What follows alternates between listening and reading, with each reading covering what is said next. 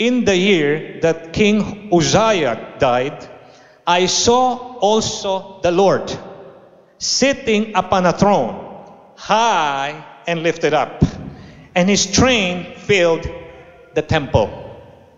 Above it stood seraphims, each one with 6 wings. 2 or twain he covered his face, and twain, 2, he covered his feet, and twain, 2, he did fly.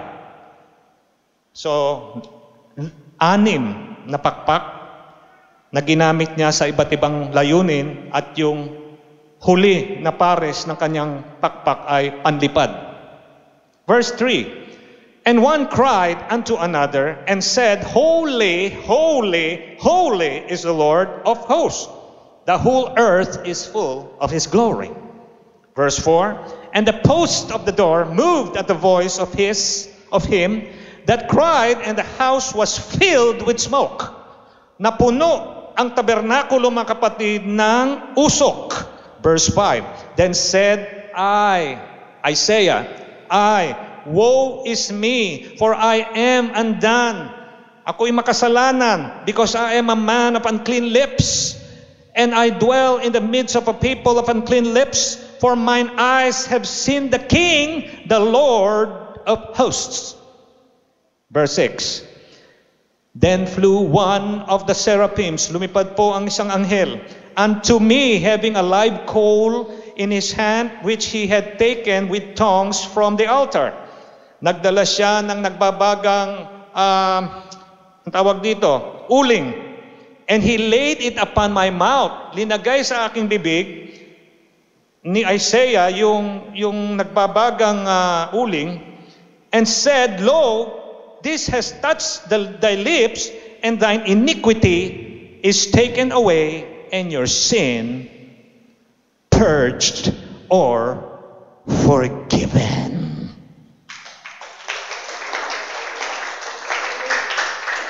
Hallelujah! Mga kapatid, ang title po ng ating mensahe, ang pangangailangan magsalita. Ang pangangailangan magsalita. The need to speak. At bago po kayo po, sabihin niyo sa inyong katabing, ating Diyos ay banal. Please be seated, mga kapatid, mga kaibigan. Palakpakan muna natin ang ating Panginoon muli.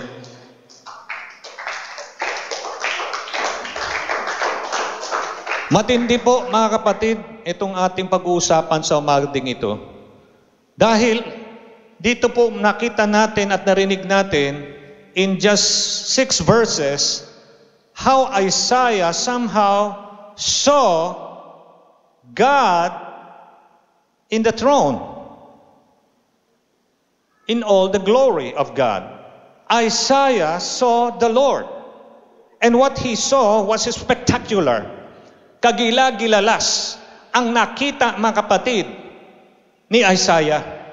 At mga kapatid, mga kaibigan, yung robe ng Lord, yung train, ang sabi rito, the train of the robe of the Lord, hallelujah, filled the temple.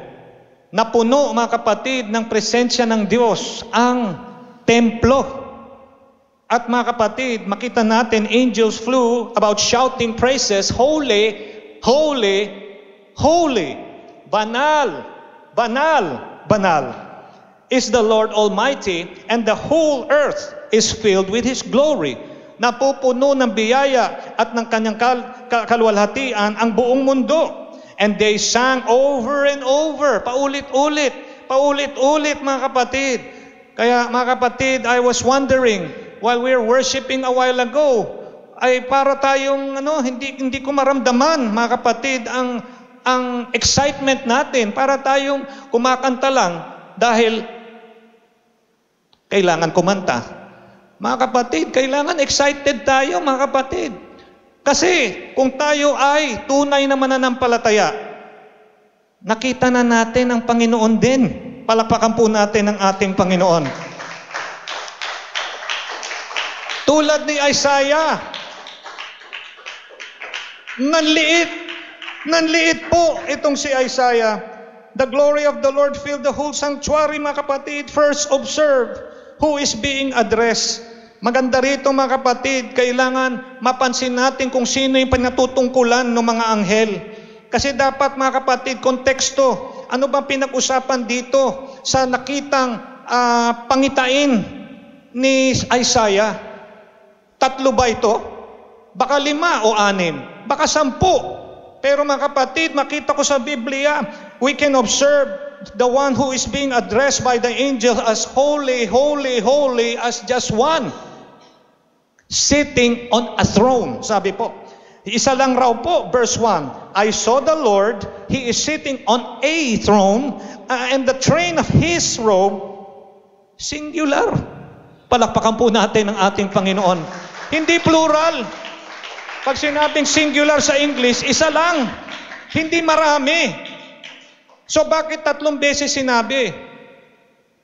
Napansin niyo, mga kapatid, in the New Testament when the Lord was talking with Nicodemus and He said, verily, verily, I say unto you. Bakit ganun magsalita si Kristo? That you must be born of water and of the Spirit. You must be born again. Verily, verily, I say unto you. Ibig sabihin, kaya inuulit yung salita, there is emphasis. Emphasis lang po yun. Hindi ibig sabihin 3 yung sinabi rito, 3 yung pinatutungkulan. Kasi dito makita natin in verse 1, one sitting on the throne. Isa lang nakaupo ron. Isang Diyos nakaupo sa iisang trono. Palakpakan po natin ang ating Panginoon. And His robe filled the temple. Only one is being addressed as holy, holy, holy. As Isaiah saw a partial revelation of God's essence. Hindi po talaga nakita ni Isaiah yung buong larawan ng Diyos dyan, kundi sulyap sa kaluwalhatian ng nag-iisang Diyos na buhay. Mga kapatid, sasabihin ko sa inyo, ang konteksto dito, yung kaluwalhatian ng Lord, ang nakita ni Isaiah. Hindi po yung larawan ng nag-iisang Diyos. At ang sabi po rito, mga kapatid, manifestation of His power and presence. 2 pong uri ng gloria o kaluwalhatian ng Panginoon ang dapat natin bigyang pansin. Number 1 is the intrinsic glory of God. Pastor, ano ba yung intrinsic glory of God? Ito po yung natural, yung essential, yung inborn or innate na presensya ng Diyos or glory ng Diyos. Ibig sabihin, yung kagandahan, karilagan ng Panginoon, yung kanyang pagiging perfecto, yung kanyang pagiging kahanga-hanga. Sapat na yon na kanyang katangian na hindi pa siya kumikilos, kahanga-hanga na po siya. Nakukuha nyo? Magnificent, wonderful, mighty God, the everlasting Father. Perfecto, marilag, kagilagilalas. Palakpakan po natin ang ating Panginoon. Intrinsic. Yan po yung maganda, mga kapatid. Likas na kahanga-hanga ang Panginoon. Yung karilagan niya, walang katulad. Kompleto, banal, at perfecto, buo. Next is extrinsic. Yung extrinsic na glory ng Lord. Kasi kanina yung intrinsic glory. Ngayon, yung extrinsic glory ng Panginoon, ito na yung batay sa ginawa ng kamay niya. Ano yun? Mga nilikha niya na napakaganda, nakalikasan. Praise God. Yung pagpili niya sa kanyang tao na naging tapat sa kanya. The beauty of the providence of God. His creation, the splendor of His creation and the universe. Yung paggawa niya ng sanlibutan at paggawa niya ng estrella, ang sabi nga ng Biblia, lahat po pinangalanan niya. Sa sobrang dami na pangalanan po lahat ng ating Panginoon. Samantalang ang tao, hindi pa po matapos-tapos ang pag-discover ng bago na namang star, galaxy, at mga bagay sa kalangitan.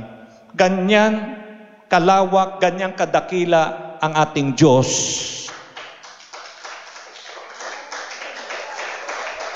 Na buhay.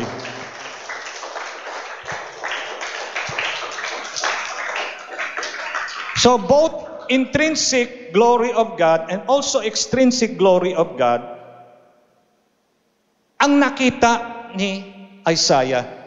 So extrinsic means external, outward, or surface. Ano yung nakikita mo sa panlabas ng Diyos na kaluwalhatian niya? Ay yung paglikha niya. Yung ginawa ng kanyang kamay. At ang sabi ng Bible, everything that He did in His time was good. Hallelujah. In His time, everything that the Lord has made good. Woo! Hallelujah. Praise God. Kaya napapansin nyo mga kapatid, pag tayo sumasamba, diba kailangan excited tayo kasi sinasamba natin, siya yung lumikha sa atin. Kaya kung meron kang problema, meron kang iniisip, may kabigatan ka, isang tabi mo lahat yan dahil i-focus mo sa Panginoon. And that's why you're here. You are a worshiper. At hinahantay ka ng Diyos, sumamba sa Kanya, dahil ang Diyos, mga kapatid, naghahanap ng tunay na marunong sumamba sa Kanya. Hindi yung sasamba lang dahil napilitan, nakikisama, sumabay lang. Narito ka dahil ikaw ay tunay na mananamba na nag-iisang Diyos na nakaupo sa nag-iisang trono ng langit. At nakita po ito ni Isaiah. Pero hindi buo ang pagkakita ni Isaiah. Glory pa lang. Yung kanyang kaluwalhatian, whether it be intrinsic, extrinsic, yun ang nakita ni Isaiah. At ang sabi ng mga anghel, awit ng awit, tuloy-tuloy, walang patid. Holy, holy, holy Lord God, Almighty. Dakila ang Diyos. Banal, banal, banal. Isa lang pinatutungkulan dito. Doon po sa kararating lang, just to put in context the preaching of the pastor, I'm preaching from Isaiah 6, 1 to 7. Is it? Yeah? Yeah. At ang sabi po mga kapatid dyan na nakita ni Isaiah ang Panginoon nakaupo sa nag-iisang trono at sinasamba ng mga anghel. At yung mga anghel dito kakaiba. Ang alam nating anghel mga kapatid, nakikita natin sa bote ng alak. Si San Miguel mga kapatid, 2 pakpak lang, isang pares ng pakpak meron. Ito, 3 pares. Seraphims ang tawag. Palakpakan po natin ang ating Panginoon. Wala silang ginawa kundi sumamba sa Lord. Holy, holy, holy. Hindi po sila nabobore, hindi po sila napapagod. Tuloy-tuloy ang pagsamba nila. Excited sila sa pagsamba dahil itong nag-iisang Diyos lamang ang karapat-dapat sambahin at wala nang iba. Amen. Tao po, nariyan pa ba kayo? Ang reaksyon ni Isaiah, matapos niya masilayan ang context. Pag sinabing context, ano ba yung pinag-usapan dun sa kabanata na yon? Glory ng Lord. Nakita, nasilip ni Isaiah. Anong pakiramdam niya? Nanliit siya. He felt inadequate. Ang sabi niya, Panginoon, hindi ako karapat-dapat. Meron akong bibig na makasalanan. At ako'y parte ng isang lahi na makasalanan din. I am undone. I am not worthy. Palakpakan po natin ang ating Panginoon. Kulang na kulang ako, Panginoon. Hindi dapat siguro ako narito para masilayan ang iyong kadakilaan at ang iyong presensya at ang iyong kaluwalhatian. For I am a sinful man, says Isaiah. a member of a sinful race. Hindi ako karapat-dapat, Panginoon. And this was a personal summary of his life. Ito'y buod ng buhay ni Isaiah. Kahit siya'y sumusunod sa Lord, at siya nga'y propeta, tama? Nasabi niya pa rin siya hindi karapat-dapat sa tindi ng kalwalhatian ng banal na Diyos. Na hindi magkamayaw yung mga anghel magsabi, banal, banal, banal. Tuloy-tuloy. So, hindi lang po 3 beses sinabi, actually. Kasi paulit-ulit. 3 beses lang nilista dito. Pero ilang paulit-ulit ang pagsabi. But in the midst, hallelujah, of the wondrous, awesome experience, one of the angels touched his tongue with a burning coal. Isa pong lumipad na anghel galing sa altar, may daladalang baga, mga kapatid, na uling ang linapag sa bibig mismo ni Isaiah. At ang sabi ng anghel, mula ngayon, ikaw ay pinatawad at nilinis na ng Diyos na buhay.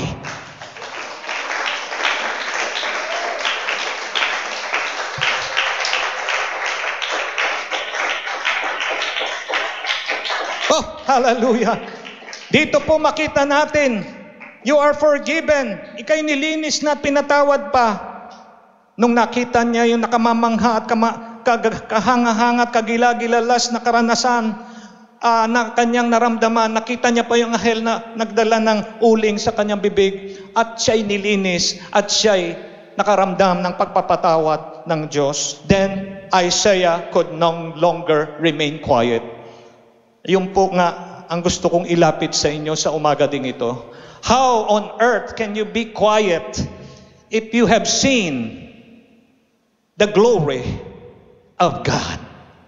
If you have felt the salvation of the Lord, how on earth can you just stay on your seat and stay stoic and as if you are in a formal hotel like an audience? No, mga kapatid, pagsasamba, mga kapatid, automatic yun. Hindi tayo magkamayaw. Excited tayo. Bakit? Sinasamba natin lumiktas sa ating kaluluwa. Anybody home?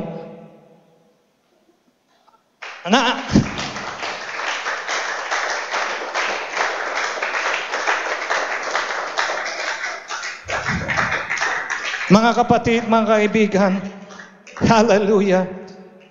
Once, mga kapatid, he had seen the glory of God, he had to speak.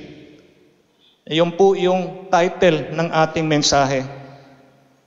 The need to speak. Ito pong mensahe na to patungkol sa mangyayari sa atin kapag nakita natin ang kalwalhatian ng Panginoon. Hindi tayo magkamayaw. At tulad, mga kapatid, ni Isaiah, ito po ang kanyang ginawa. He had to speak. He had no choice but to speak about God's glory and grace. Kung ikaw ang lalagay kay Isaiah, nakita mo yung kalwalhatian ng Panginoon, hindi ka mananatili, mga kapatid, tahimik, magsasalita at magsasalita ka, at ipagmamalaki mo ang kalwalhatian at biyaya ng ating Panginoon.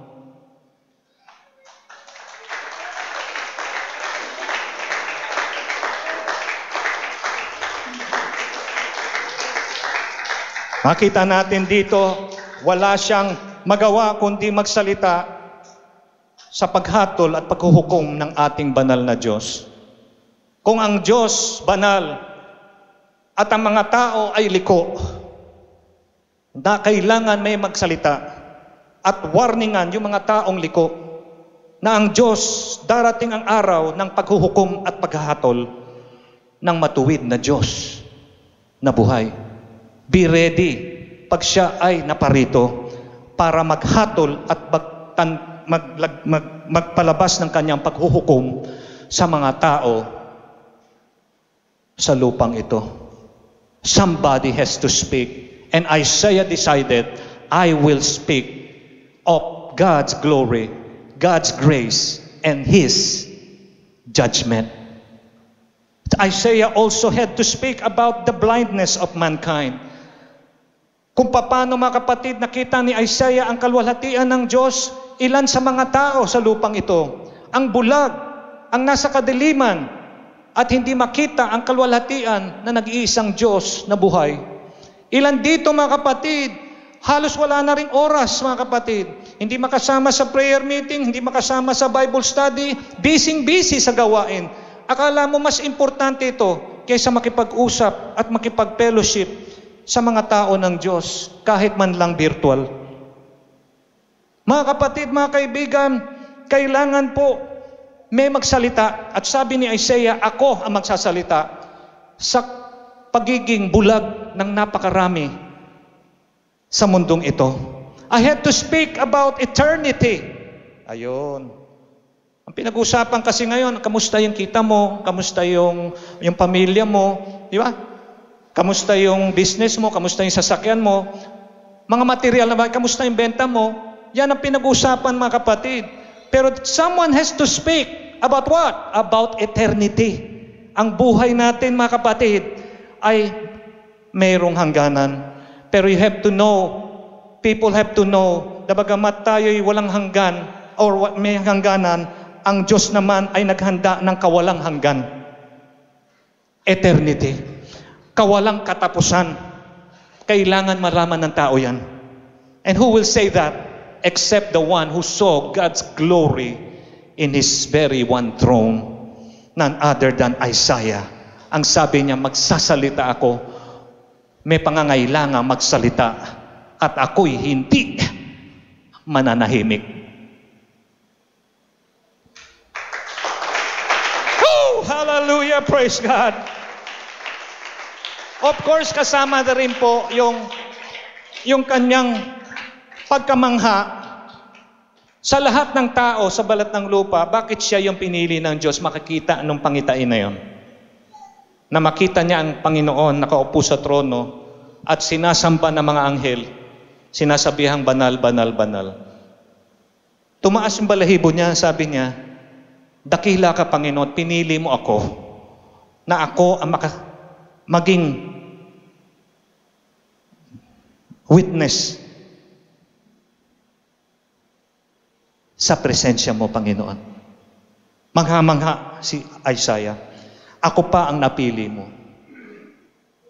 Palakpakan po natin ang ating Panginoon.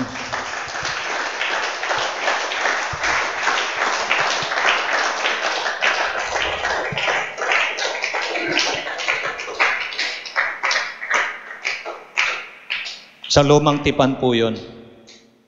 Sa lumang tipan. Dumako ngayon tayo sa bagong tipan, na kung saan yung Diyos nung lumang tipan, kilala natin na si Hesukristo na yung Diyos na nakita natin sa bagong tipan. Nakukuha nyo? Yung Diyos dati, walang larawan hindi mo siya makita Pero pagdating ng bagong tipan, ang sabi ng Bible, ang Diyos ay sumaatin. Ang Diyos sumaatin. Sa paano paraan? Sa pamagitan ni Kristo. Yung Diyos na hindi nakikita, bagamat siya'y punong-puno ng kaluwalhatian, extrinsic, intrinsic, lahat nandun. Nakita sa bagong tipan. Sa pamagitan ni Kristo Jesus. Woo! Church, I tell you, John 1:18, no man had seen God at any time.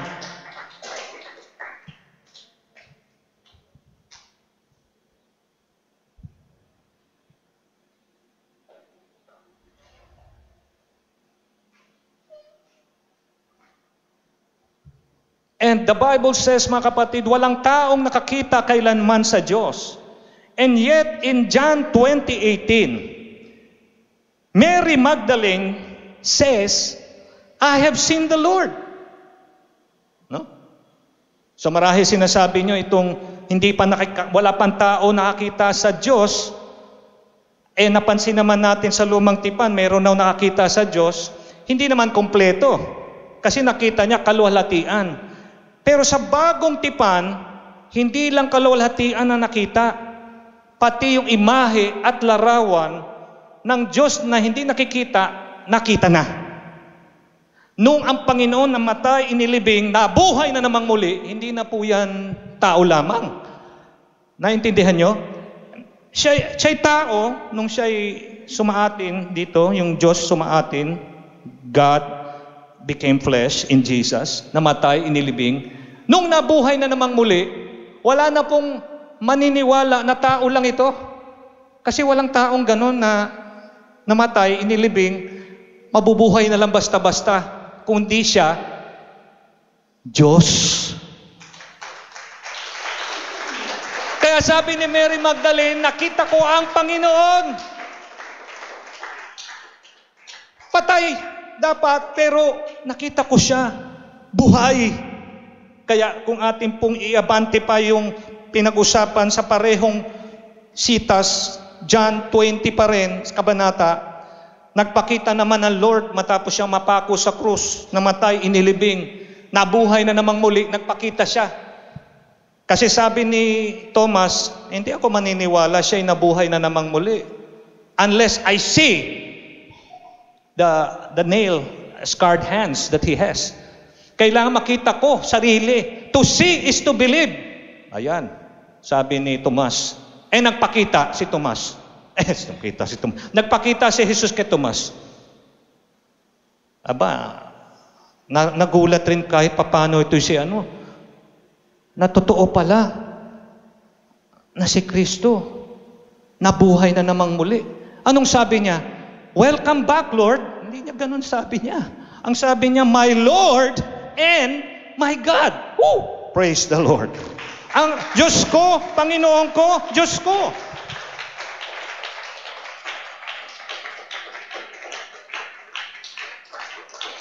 John 20:28, the verse 29, Jesus saith unto him, unto Thomas, Thomas, because thou hast seen me, thou have believed. Nakita mo kasi ako, kaya ka naniwala. Malinaw. Hindi niya sinabi, nakita mo ako, nagulat ka, kaya napilitan ka. Sumampalataya, maniwala. Wala pong ganun. Talagang sumampalataya na si Tomas. Kasi yun ang sabi ni Kristo. Bibig po ni Kristo to salita niya. Ano sabi niya? Thomas, because thou hast seen me, thou have believed. Ayan. Naniwala ka. What's next? This is for us. Blessed are they that have not seen, yet have believed. Woo! Hallelujah! Praise God. Church, I tell you, mapapalad yaong hindi nakakakita at gayon may nagsisisampalataya. I was 7 to 8 years old during that time. I was very playful like these kids, mga kapatid. I was playing with a light bulb. Light bulb means bumbilya. Alam mo yung bumbilya, mga kapatid? Di ba ginagamit naman natin? Pero ang uso ngayon yung parang, pag bumili ka ng bumbilya, ibubukas mong ganon, 3. Di ba? Ganon. Tapos isasaksak mo doon sa Ito yung bumbilya. Ang problema, mga kapatid, sa second floor namin sa Santa Mesa, sa sobra kong playful, tinatanggal ko yung bumbilya sa kanyang kinalalagyan at binabalik ko. Isang beses, mga kapatid, pagbalik kong ganon, ang problema, pag ikot ko ng ganon, sumama po yung balat ko. Sa makatwid, nung sumama doon, sa pag-ikot doon sa sakit, kahit pala naka-off, may kuryente yun. Sa madalit salita, pag ganon ko na kuryente na ako, mga kapatid. Ang problema, yung isang kamay ko, nakahawak doon sa, alam nyo yung laruan ng kabayo, mga kapatid ng bata, yung baliktad na bakal na ganon na mayroong spring, yun yung nahawakan ko. Kaya, I am a perfect what? Conductor, mga kapatid, hindi conductor ng bus, conductor ng electricity. Hindi ako makagalaw. Oh my goodness! Ang segundo parang minuto. Ang segundo parang oras na para sa akin. Ang sabi ko, Diyos ko, tulungan mo ako. There and there. Bumagsak ako, mga kapatid, mula dun sa bumbilyang aking hawak-hawak. Nahugot ko pala po. In the nick of time, niligtas ako ng Panginoon. Nakita ko ang Panginoon.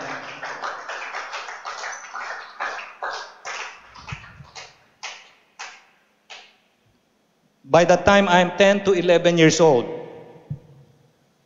I was assigned to raise the flag in our flag raising ceremony. Mga kapatid, during the flag raising ceremony, of course, I was in position already. Ito yung flagpole. At kayo mga, di ba, nag-aral po lahat dito halos. Alam nyo mga kapatid na kailangan kayo nandun sa lugar ng malapit sa flagpole. Kasi ikaw ang magtataas ng bandila. And this happens assigned not in a particular person, random. Sa araw na ito, ikaw. Bukas, ikaw naman. So, araw na yon ako ang tataas ng bandila. Pero kataka-taka, pero totoo, nung naitaas po mga kapatid yung bandila, praise God, nahulog po yung bandila mga kapatid dun sa akin. Gumanon, no? Napunta sa akin yung bandila. Tapos merong malakas na, pang! Natanggal yung puleya dun sa taas. Yung puleya, yung umiikot para umakyat yung bandila mula sa baba paakyat. Nahulog. Hindi ako tinamaan mga kapatid. Samantalang ako yung nasa ilalim ng flagpole. Ang nahulog sa akin yung malambot. Hindi nahulog sa akin yung bakal na nagpapaikot para umakyat yung bandila. I saw the Lord again.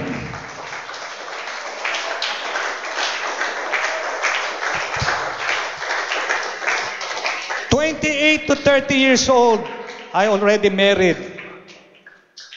I think Sister Lani's, we have our firstborn mga kapatid, si Solomon during that time. At ako po'y ginagamit ko yung company car. Company car mga kapatid ng kumpanya na aking pinapasukan. Sa Quirino Avenue. Alam nyo yon? Mga taga Novaliches, alam nyo sinasabi ko. Tapos kayo naman at sumama sa outing, alam nyo yung Quirino Avenue. Yung po yung daanan mula sa Balintawak patungong Novaliches, Quirino Avenue kayo dadaan. Sa may bandang intersection ng Tandang Sora, doon po nangyari itong aking kwento. Habang ako po mga kapatid nagmamaneho, nakatulog ako. Sino dito nagmamaneho natutulog? Ayan, nagtaas ng kamay, buti buhay pa tayo. Alam nyo, sa Quirino Highway, mayroong mga truck doon, mayroong mga jeepney ron, mga mabibilis. Ang iingay pa, mga talagang sabi nila, yung mga patok, mga kapatid, ang pinipili ng mga kabataan yun kasi may sounds, ang lakas. Nakatulid, mga sasakyan, alam nyo ito, nagbomotor pa, mga tricycle, mga truck. Nakatulog ako doon sa busy road na yon. Alam nyo nangyari, gumanon ako. Tapos bumalik ako uling pag ganon. Pagkatapos noon, nagising na ako. Iningatan ako ng Diyos. Nakita ko na naman ang Panginoon. By faith.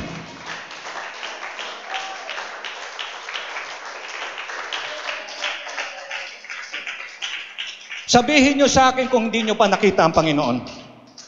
Kayo na mananampalataya. Nagkasakit ka, di ba? Pinagaling ka. Hindi mo ba nakita ang kamay ng Lord nun? Na-aksidente ka. Hindi seryoso. Iningatan ka ng Panginoon. Nakita mo na ang Diyos. Sa pananampalataya mo sa Kanya. At ngayon, 61 years old na po ako at salamat po sa inyong pagbati sa akin. It meant a lot that you still remember me in my birthday. Kitang-kita ko pa rin ang buhay na Diyos noon, ngayon, hanggang sa panghinaharap. Hindi nagbago. Church, you cannot stay quiet if you have seen the glory of God. Kapag nakita mo na ang kalwalhatian ng Panginoon, yung Kanyang ginawa sa ating buhay, hindi ka pwedeng tatahimik na lang parang walang nangyari. Parang wala siyang ginawa sa atin. Hindi maaring ganun. Maingay ka, sasabihin mo, ang Diyos dakila, iningatan ako ng Panginoon, ganito, ganyan. Pastor, kailan pa ba yung mga patotoo mo? Napakatagal na. Pero hanggang sa oras na to, sariwang-sariwa pa rin sa akin, mga kapatid, ang kilos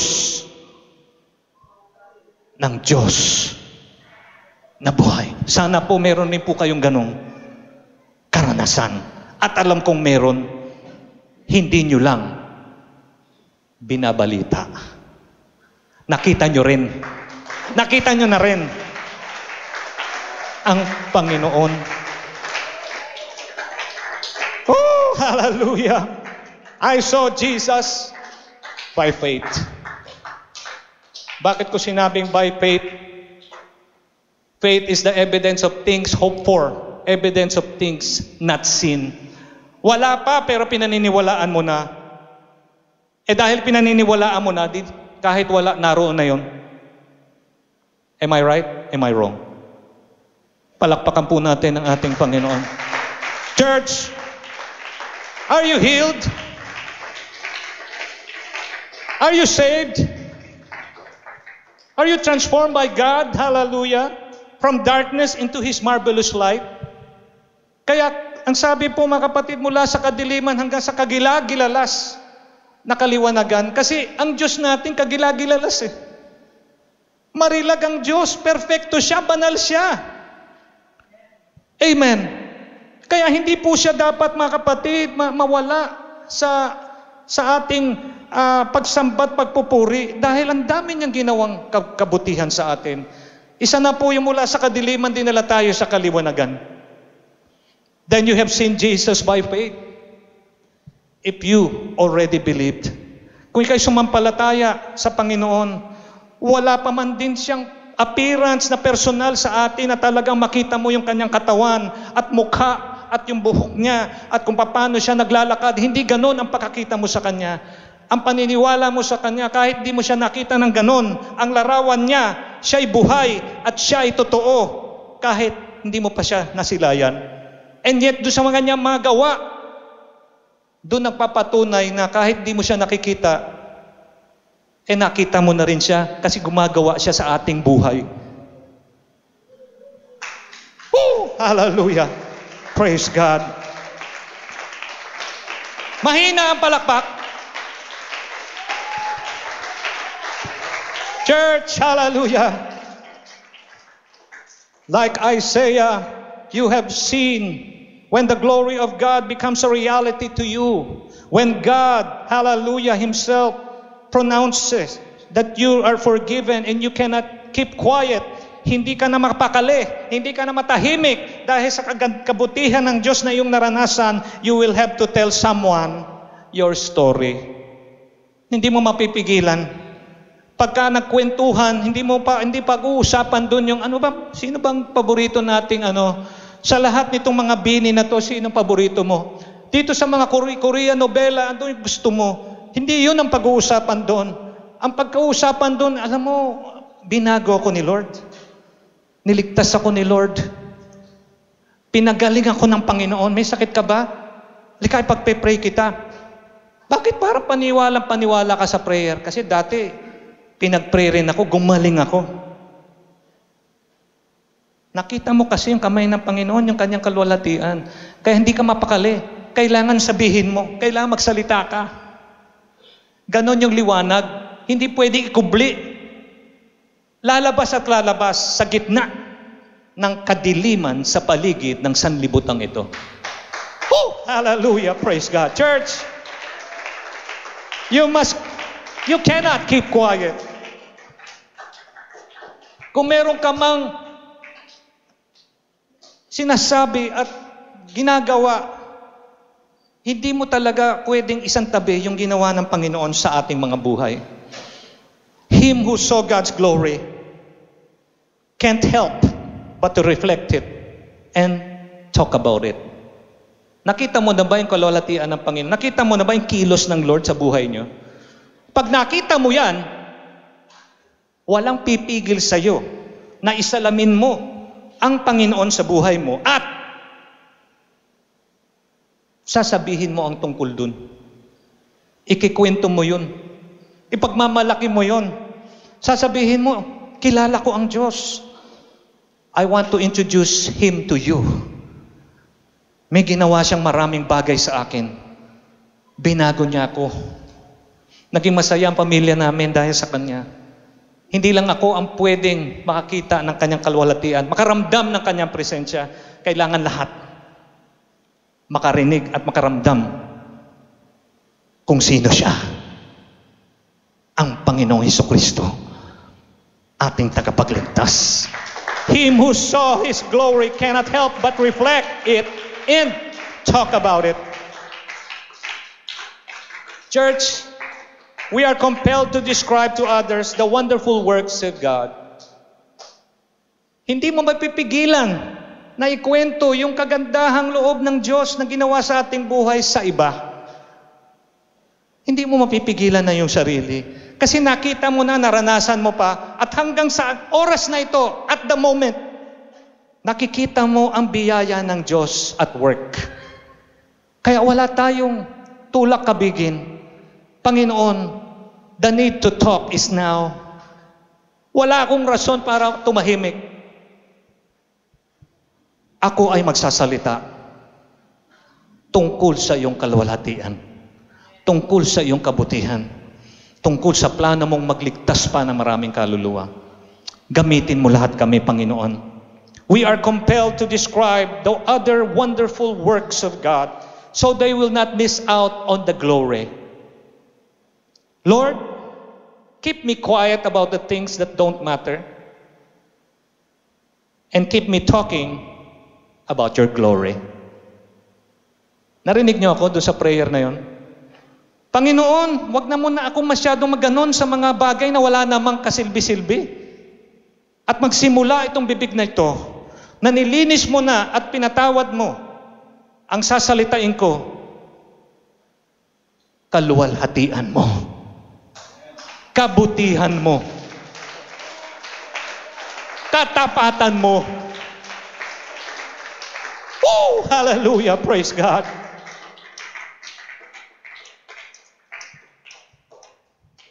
Why do I have to speak? Kailangan ba tayo magsalita? May speaker na. Hindi ko naman makausap yung kausap ninyo. Pag ako nasa hapagkainan namin, hapagkainan po namin yun. Pamilya namin. Kami lang nag-uusap. Pero kayo, pwede niyong kausapin yung hindi ko makausap. Amen? Dahil nilinis na po ng Diyos ang ating mga bibig. Pinatawad na tayo sa ating mga kasalanan. All we have to do is proclaim the glory of God. Why? Because you are called by God. That's number one. Tinawag ka na ng Diyos. Kaya ka nga nagpupunta sa Kanyang tahanan dahil naramdaman mo na ikaw ay kasama sa kapisanan ng mga mananampalataya. Ikalawa, you are compelled by God's love and love for others. Hindi na mahirap sa iyo na magsalita kasi napamahal ka na rin sa Diyos na unang nagmahal sa ating lahat. Ikatlo, we are committed through faith. Kaya kailangan tayo magsalita nakatuon dahil sa pananampalataya. We are committed to speak because of our faith. Dahil may pananampalataya ka, pwede ka ba manahimik? You have to speak His word. Next, concern for others. Gusto mo ba ikaw lang ang pupunta sa langit? Di ba gusto mo sama rin mga kaibigan mo, mga tropa, mga kabarkada, mga kaibigan? Bakit ikaw lang?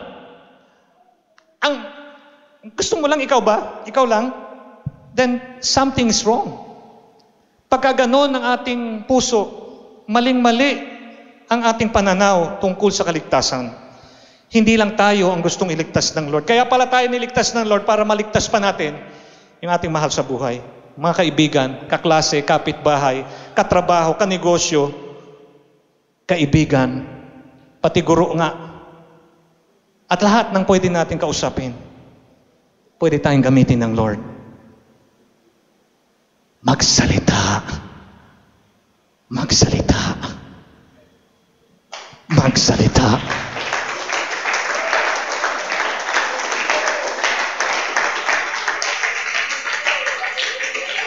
Hebrews 12:2, mga kapatid, looking unto Jesus, the author and finisher of our faith. Nakita na talaga ng Lord natin ng Lord, mga kapatid. Ang sabi pa rito sa Tagalog, ituon natin ang ating paningin kay Jesus. Sa Kanya nakasalalay ang ating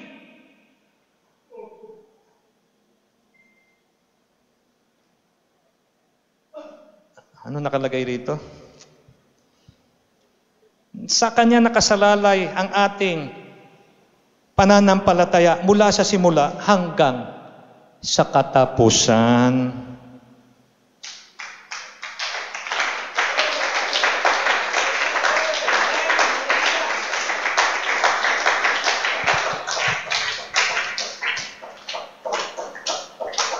Alam nyo mga kapatid, kailangan bago tayo makinig ng salita ng Diyos, bugbog na tayo sa pagsasamba sa Lord. Yung talagang nagwawala na tayo sa pagsamba sa Panginoon, nagpupuri ka, sumasayaw ka, excited ka. Medyo na, kumbaga sa lupa, na nabungkal na kayo ng salita ng Diyos, kaya medyo na-excite na kayo. Hindi po ganyan. Kailangan mga kapatid, bago tayo makarinig ng salita ng Diyos, yung puso natin talagang handang-handa na sumamba sa Lord. Bakit? Bago pa tayo nakanig ng salita ng Diyos, nakita na natin yung Kanyang kilos eh. Naramdaman na natin yung Kanyang biyaya. Yung Kanyang pagmamahal sa atin, yung pagpapatawad niya sa atin, naramdaman natin yan. Totoong-totoo siya. Kaya pagdating sa church, wow, worship, Panginoon, purihin ka, sambahin ka. Kasi ikaw ay karapat-dapat. Tulad ng pagsabi ng mga anghel sa langit, banal ka, O Diyos. Banal ka, O Diyos. Banal ka, O Diyos. Hindi ko sinabing 3 beses siyang Panginoon dahil 3 ka, hindi. Because of emphasis. Because of your glory. Multiplicity. Ha? Ito po, bakit 3 beses? That is multiplicity of God's glory. Narinig niyo ako? Malaking bilang ng kaluwalhatian ng Panginoon. Nabanggit ko yan kanina, intrinsic, extrinsic. Napakalawak. Hindi pa kumikilos ang Diyos, kahanga-hanga na siya. Banal na siya. Yung kumilos pa siya, He made everything beautiful in His time. At pinakamatindi, yung siya ay namatay, inilibing, nabuhay pang muli. Yun ang pinakamatindi na Kanyang ginawa. Na ating pong naranasan. Church, wala tayong dahilan para manahimik. Tayo'y tumayo. Ang sabi po mga kapatid dito, ituon natin ang ating paningin kay Jesus, sa Kanya nakasalalay ang ating pananampalataya mula sa simula hanggang sa katapusan.